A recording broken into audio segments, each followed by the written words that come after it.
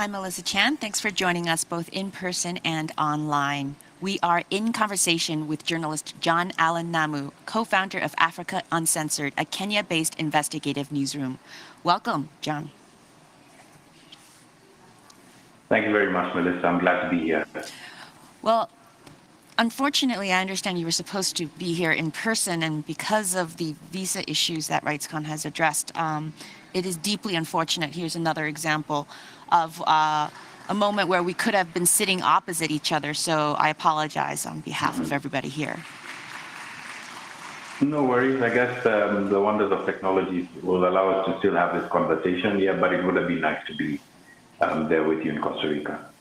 Absolutely. Now, just some quick housekeeping for everyone.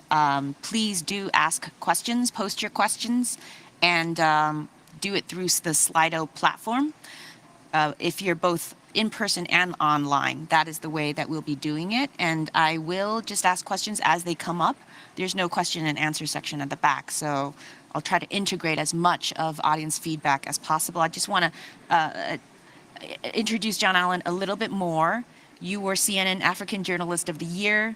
You've produced a number of investigative documentaries, including one with the International Consortium of Investigative Journalists from the Pandora Papers fame, on secret companies by the family of the then Kenyan president. You've also investigated how members of South Sudan's elites have profited from war and stolen money from the country. And there are so many other documentaries on kidnapping, torture, and murder of human rights lawyer Willie Kamani, along with Joseph Mururi and Josephet Mwenda. So for your work, you have also, as a result, received a lot of death threats. You've also invested in the future of journalism, and your newsroom has trained and mentored some 700 young journalists over the years. So all very fascinating, and I hope to cover all of this. But just to start, could you just introduce Africa Uncensored a bit more? Maybe tell us about one of the stories that you have been working on and the impact of that. All right, so Africa Uncensored is an investigative and in-depth journalism media company based in Nairobi. We started because we felt that there was little room in our newsroom, because we all worked, me and my co-founders worked in private newsrooms in Nairobi. We felt that it was,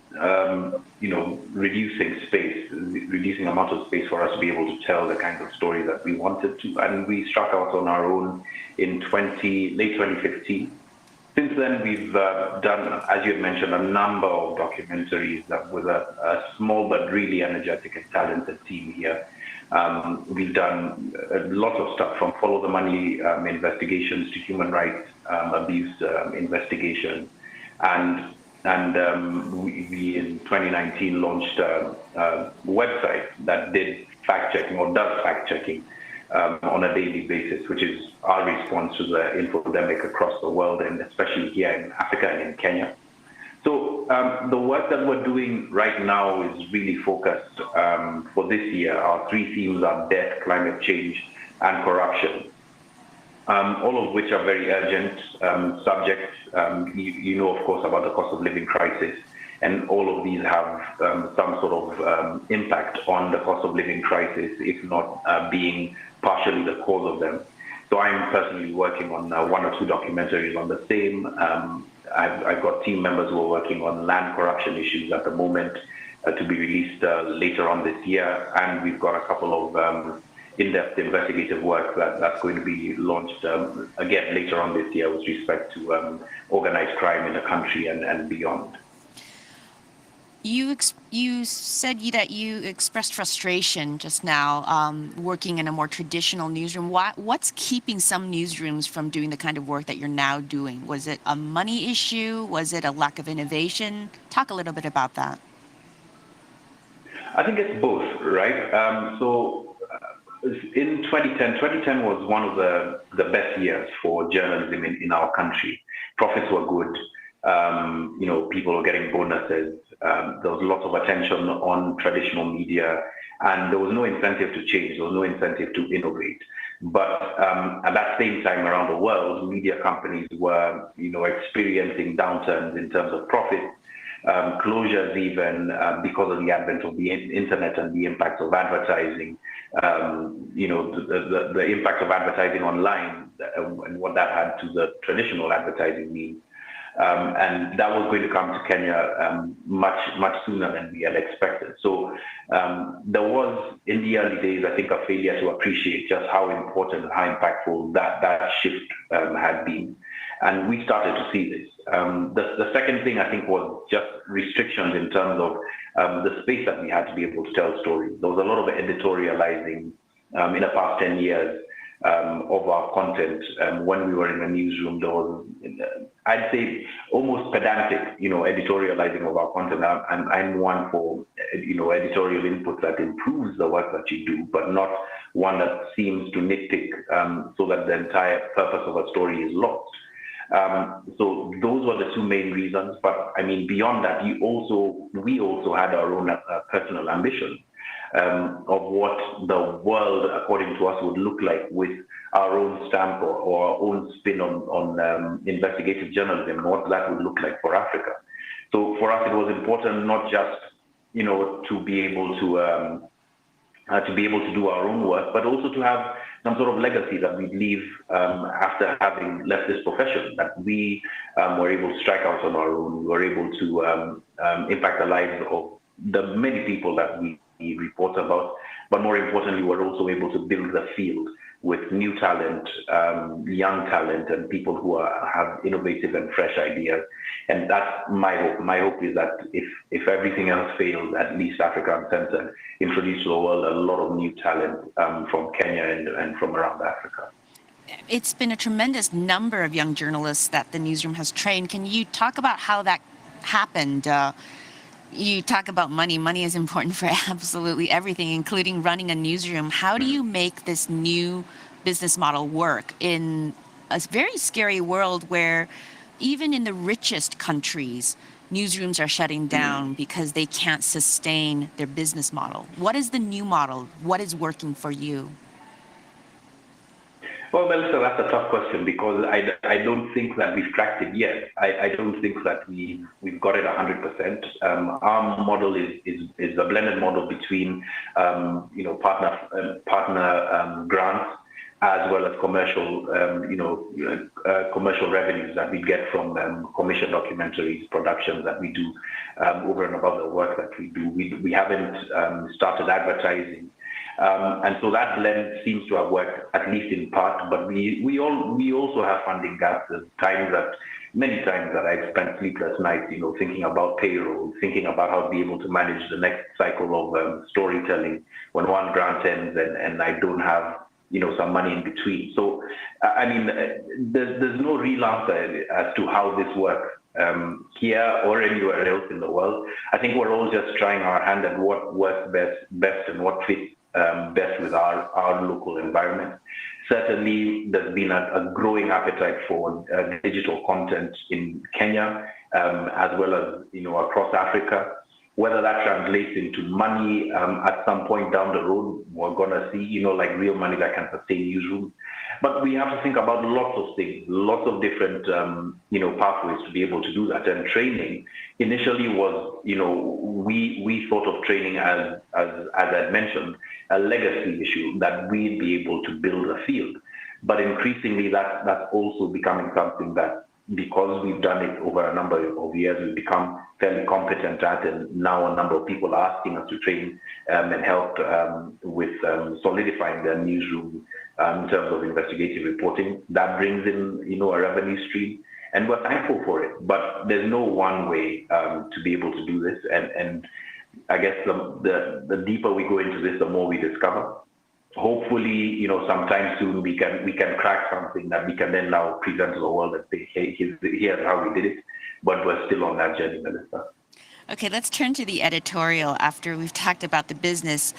Tell us a little bit about the work that you've done on the crime front, and also to what extent technology has helped as a tool to help reporters achieve some of these investigations.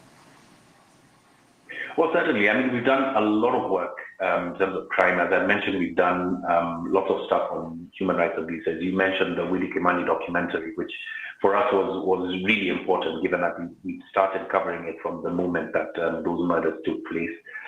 We've covered, crimes across borders with South Sudan, relating to money laundering, illicit financial flows.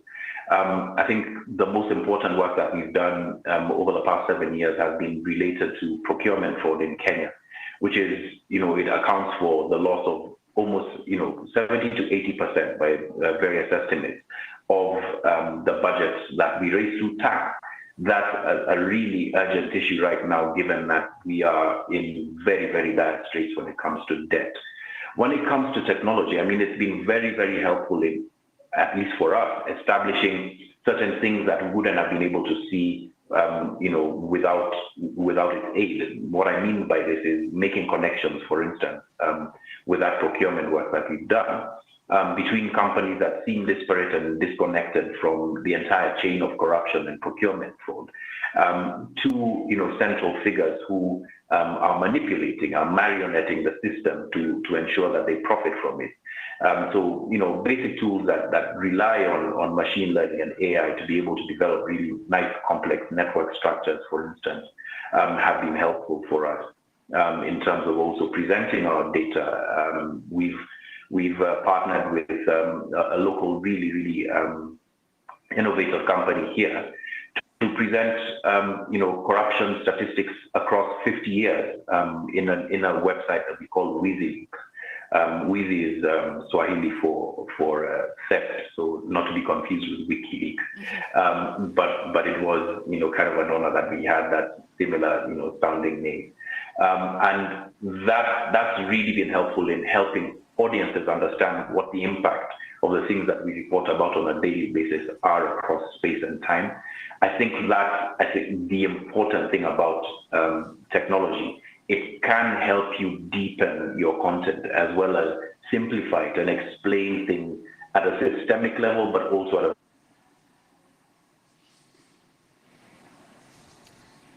Oh, John Allan, I think I just lost your audio there. And it sounds like you have... Yeah, can you hear me now? I can. Yeah, sorry about that. Yeah. No worries. Just to follow up on that, I think it's very interesting because we're in a time when so many newsrooms around the world are in financial peril, and yet I think, so everyone is talking about the death of journalism and so on and so forth, but it also feels like some of the best investigative reporting I've ever seen around the world is happening right now. You're doing some of that, and some of it is because of the ability for newsrooms to collaborate transnationally in a way that they didn't 20, 30 years ago. Can you talk a little bit about where you've had that kind of collaboration or what kind of stories? I mean, I'm collaborating right now with a newsroom in the United Kingdom for a story that I'm doing with regard to Kenya's debt situation. And we've done so, for a number of years. Collaboration has been, I think, the secret sauce in how journalists across the world and newsrooms across the world have been able to really build very, very strong investigative work. Look at the Lava-Jato investigations from South America, Brazil, Peru, etc. Those kind of transnational investigations would not have happened were it not for collaborative efforts between journalists in that part of the world. I was part of the biggest collaboration of journalists ever in history under the Pandora Papers, and got to investigate very interesting and important information about the former First Family. These things, especially over the life of Africa Uncensored, has been so important in really broadening the scope of the journalism that we do. And I think, going forward, where money can't quite, get us where we want to go, that kind of collaborative work is what's going to be able to get journalism farther and deeper into places that we might not even have imagined. I think it's really a significant shift in how we do things, and a recognition that the scoop is what's dying or on its deathbed in journalism, right? Because you can't publish faster than Twitter. You can't publish faster than someone with a smartphone on the ground, but you can give meaning, you can give context, you can help people understand what the world is like. And sometimes that means reaching across borders, reaching across continents. And that kind of collaborative effort, I think, is something that should be encouraged now and into the future. We do have one question from someone. They're asking, what are some of the hopes and worries among the young journalists you have trained? Well, the hope is that, of course, they're able to make us, solid careers out of journalism. The fear, again, is related to cash. The same thing, they see what's happening in the industry and how it's eviscerated, revenues, how it's led to the loss of hundreds of jobs, especially in the past 3 years with COVID. So there's a lot of fear around job security. There's a lot of fear about whether they'll be able to make it. But there's also a lot of hope for the very same reason that you had mentioned, that there's now an ability to report about things and events and circumstances that are far and away would have been out of your reach maybe even 5 or 6 years ago. I think the younger generation of journalists are more keen also to make those kinds of connections and use the tools that they have at their disposal, TikTok and what have you, to make a name for themselves, which I think is really cool. And I think it therein lies also part of the future in journalism, that in these young journalists, there's a sense of, I don't know whether I lost it or getting older makes you lose that sense of almost bravery that's bordering on being cavalier, but it's exciting to see young people that still have that kind of energy. And that's what excites me most. The fears, I think all of us, share, but the hopes really lie and rest with them and their aggressiveness in how they want to look at the world and their worldview, especially.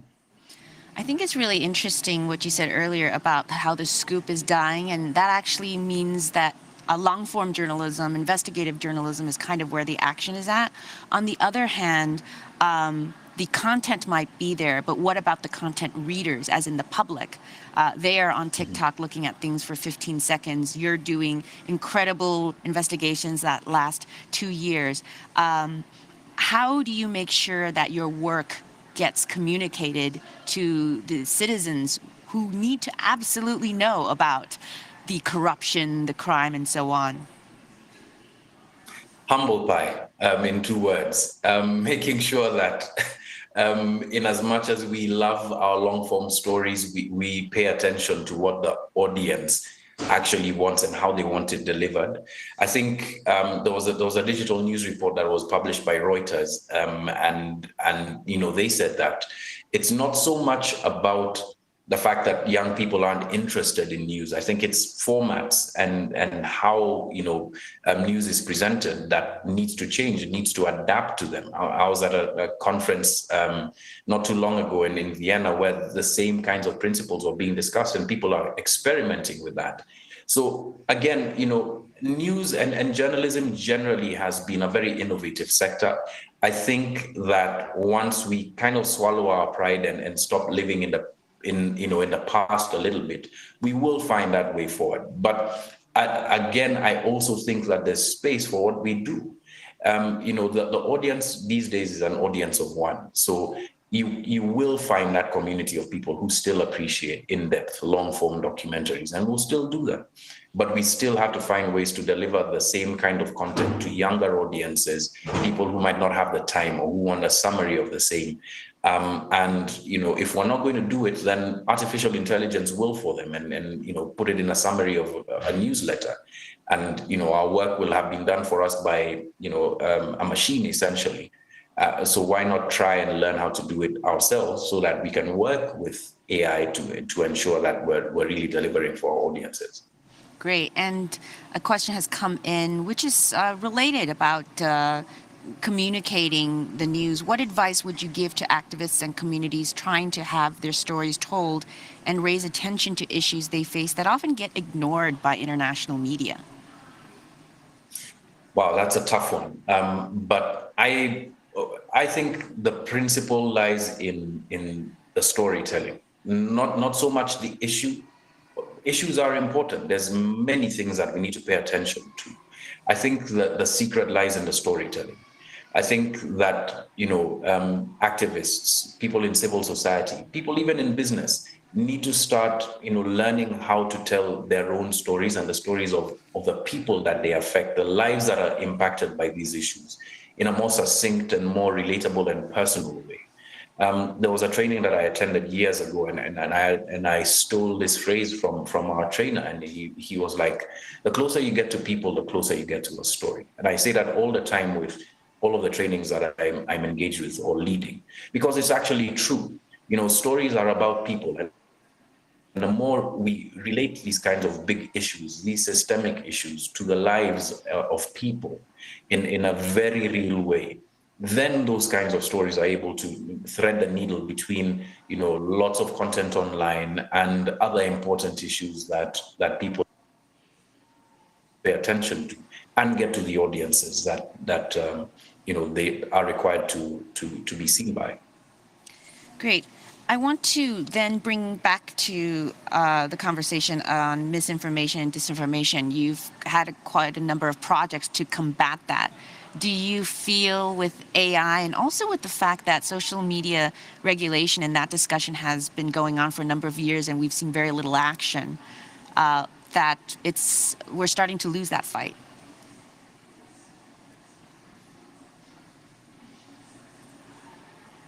John Allan, could you hear me?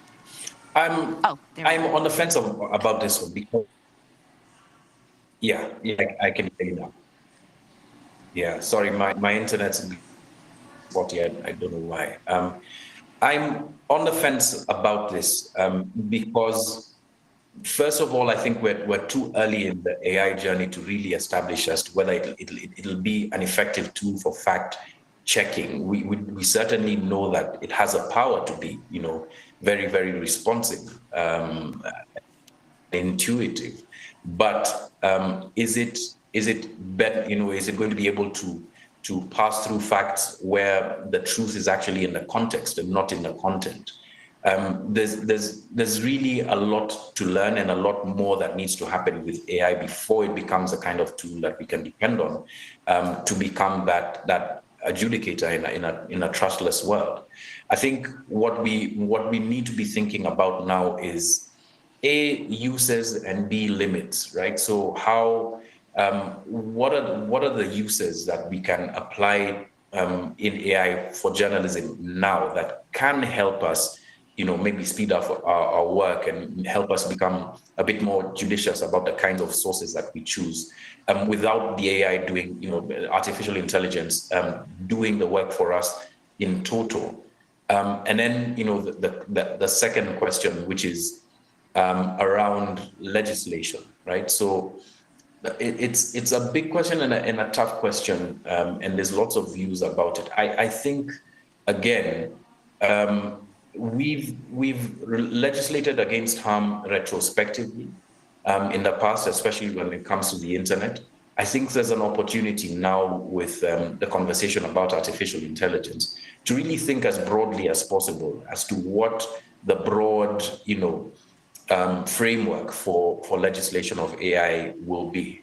It's moving so fast that before the ink dries on any law that you write about it, things will have moved beyond it. So I think it's really about frameworks and principles that we need to be able to lay down first and start to intuit a little bit about the laws that we have. And I think it's forcing an important question on the global civilization. What happens when technology moves faster than our laws and our systems do? What happens then? How do you match that speed? Do you switch off the machines, or do you figure out how to be able to walk and chew gum? And that I think is a question that's being forced on us as the world.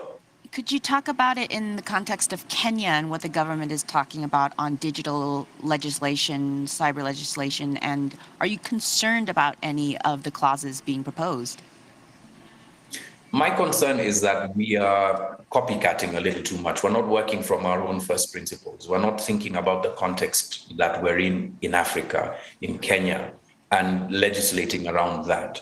So, we'll be looking at GDPR as the standard, right? And whereas it has some very interesting principles, or new legislation or new thoughts around AI being developed elsewhere, we're not really thinking about what AI actually means for us, whether there are certain embedded structural problems with the development of artificial intelligence now that might impact people from my country and my part of the world differently than they would, and that goes to who is training these machines, who is training who is training the algorithms, and how do they learn. That, I think, for me, is more the important discussion than the letter of the law per se, because when you start to think about what this actually means for you, then you're better armed to educate yourself and legislators as well as to what the impact could be for us. It could be completely different and vastly more impactful for us in a positive way than has been perceived. But we'll never know if we continue to just take the lead of other places in the world who, while they might be leaders in development of the tools, aren't necessarily familiar with what our context is. And it has to be that context specific if we're going to be able to get the very best out of artificial intelligence. Last question, because of the dangerous work that your newsroom does, and of course RightsCon is all about technology, what parameters or what safety measures do you take to protect journalists against digital surveillance? Well, with our team, we do a number of things. I mean, the basics, of course, are with protecting your devices and protecting the sanctity of your information, where you store it, how you keep it, who has access to it. So those are the basics in our organization. The second thing would be, figuring out what digital harm means also from a mental health perspective. That there could be impacts that we're not thinking about, that, to people's own mental health, etc., that emanate from the kinds of digital threats that they face. And so there's been quite a bit of attention that's paid to mental health and their well-being for our staff. I think the third thing is just trying to pass through what the real world impacts could be from the kind of digital safety threats that might emerge, right? So if there's a phishing, attempt on our information, etc., what could the attempts be driven by or motivated by? Who could be behind that? So spending a bit of time thinking about that, and building into, especially with the sensitive stories that we do, just planning for risks that we might not be able to see. That's not very easy to do, but it's important to think through at the very least, what sort of digital risks might I face? What sort of physical risks might I face, and where do the two meet? So with our journalists, we try as much as possible to plan quite far ahead when we've got a project that's important to us. It doesn't always work. It's not foolproof. And as you know, with the evolving digital space, nothing really is foolproof. But those kinds of things have helped mitigate quite a lot of risk for us, Melissa. John, Allan, Namu, it has been a pleasure and an honor to speak to you. Thank you so much for joining us. Thank you very much, Melissa. And that's it for now. Stay engaged as always.